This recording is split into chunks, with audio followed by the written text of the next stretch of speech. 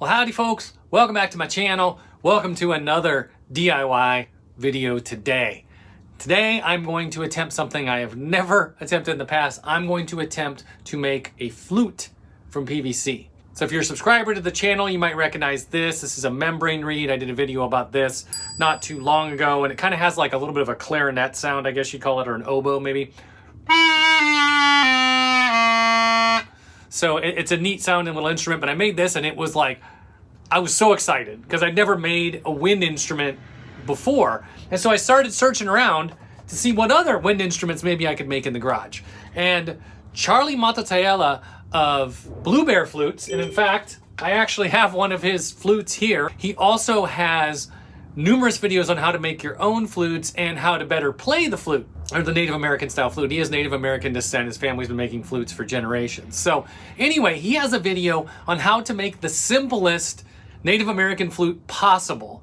And I am going to attempt to follow that today. And to make this flute, you only need two things, all right? You need a piece of PVC pipe, and this is a piece right here. I got this at Lowe's. This is a 5-foot section. Okay, so let me show you a close-up of the PVC pipe here. And I am not the expert at this at all. I know very little about PVC pipe.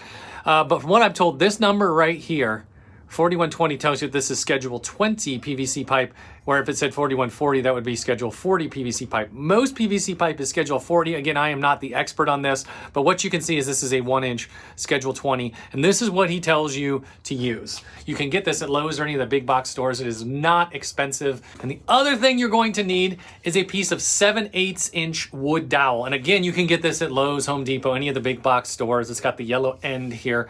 7/8-inch wood dowel, and this is a 4-foot piece. You can buy it in much shorter pieces as well, and you're only actually going to need about 2 inches. So first things first, I went ahead and made this diagram based on Charlie's design. Again, this is Charlie's design, not mine. I do not take credit for this, but I'll go ahead and put it on the screen so you can take a screenshot or write it down or whatever you need to do. But what he tells you is you only need to drill 6 holes in this piece of PVC. And that's it, and you can make a flute. So you cut the overall piece of PVC to 14.5 inches. You drill your holes at 1 inch, 5 3/4, 6 5/8, 8 3/8, 9.5, and 10.5. And that's it. The one other thing that he says is important is you want to make sure that your hole that's closest to the mouthpiece is 3/8 of an inch, and the rest of the holes are 5/16 of an inch. And again, Charlie is a very skilled flute maker, following his design, but he says this is the easiest possible way to make a Native American flute. Okay, so your first step is to cut the piece of PVC, and there are a number of pipe cutters out there on the market that you can use, or you can just do it with a hacksaw, but 14.5 inches, there you go. So my next step, I'm going to mark out the holes, and then I'm gonna drill a small pilot hole, and then I'll drill them out with the larger bits.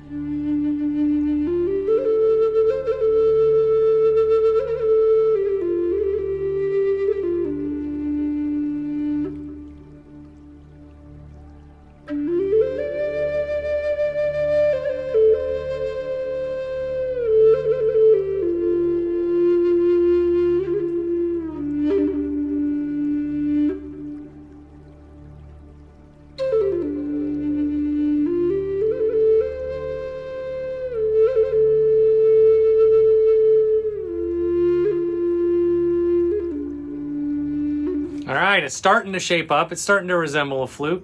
Now, we still have some stuff we need to do here around the sound hole, but in addition, you can see it's completely hollow because we haven't used the wood dowel yet. And the way that Charlie describes this in his video, he says you want to measure in about 2 inches on your dowel here, right? And I put this piece of tape just to illustrate it. And then he said, and then basically draw a line from corner to corner. And I did my best there. It isn't perfect, but you can see I tried to draw a diagonal line from corner to corner. And then he's like, then cut along that line. And what'll happen is you'll start here, you'll cut across, and then this piece will just fall off, and that'll be your block. And then he's like, and then if you want to make a second flute, just cut straight across here, and then there's another block. And then, you know, repeat the process, and you can just keep making those, and you can get a whole lot of blocks out of this one dowel of wood.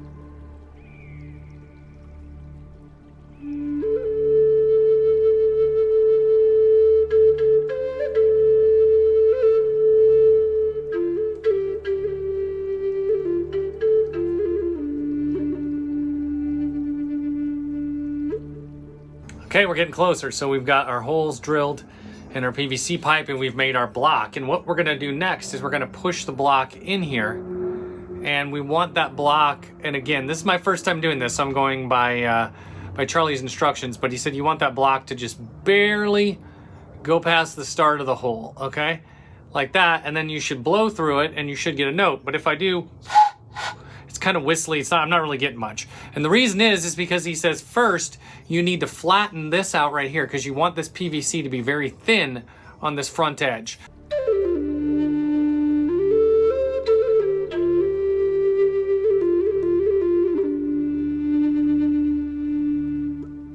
Okay, we're getting close here. So I've got my flute, I've got my block, and you can see I've just sort of flattened that out there. Now, one thing, if I turn this here, you can see my hole went just kind of oblong, like it's not perfectly round anymore. And Charlie actually addresses that in his video, and he says it may happen and not to worry too much about it. But the idea is you want to get this forwardmost edge as thin as possible. And so sometimes it might just kind of go oval on you. So then the idea is we're going to stick the plug in here, and we want the plug to basically split the air so that when you blow through it, it kind of comes up and makes the air go right over that edge. So he said the best way to do that is to stick it into the flute here. And then he says that if you look through it and you can kind of see where the light's coming in through that hole, it'll help you center it. Oh, I see what he's talking about. And then sort of start with it kind of back here and then move it kind of backwards and forwards and blow through it until you find the sweet spot for your flute. And he says it's probably going to be a little different for each flute. Oh, hey. We're definitely hearing a little bit of a note. Let me try pulling it this way. There's definitely a note or like a whistle happening there. And what happens if we go the opposite way? Now we're hearing more air. So let me pull it back again.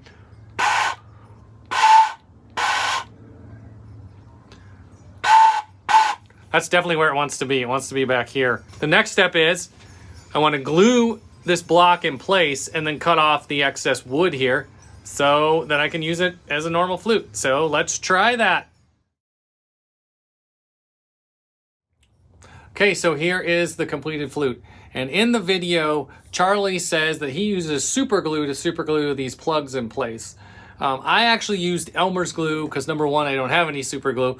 But number two, I thought I could smear it around the outside and get a nice good seal. And it does seem to have sealed in there real well. Hopefully you can see that in there. I have no idea what to expect here, but let's blow into it and see what it sounds like. Oh, that doesn't sound bad at all.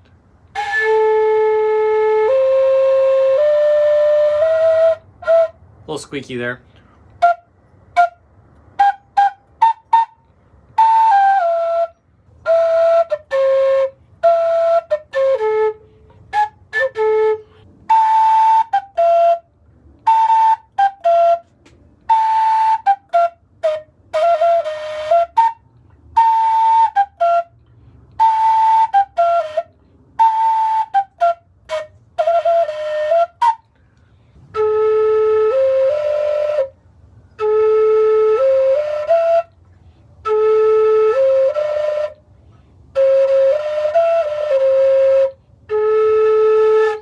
All right, so I've definitely got some things to learn about flute making, but I've showed that Charlie's design does work, and for a first attempt, I'm not dissatisfied with this. So to be honest, this did not take long at all. I mean, when you think about it, you take your piece of PVC pipe here, you drill 6 holes in it, you sand it a little bit right here to kind of get that little flat area. You kind of get all the stuff out of it. I went ahead and sanded off all the logos and stuff, so that might have taken a little longer. Then you cut the block and glue it in. And to be honest, what took the longest of this whole project was waiting for the glue to dry, because Elmer's takes about a half an hour to dry before you want to, saw that end off. So it actually is a very quick thing to do. You can do this in the garage in an afternoon, rainy day project, whatever you want, and actually kind of neat. If you like what I do on this channel, I'd really appreciate it if you would hit that subscribe button for me. And if you like this video, go ahead and give it a thumbs up. I'll see you guys soon.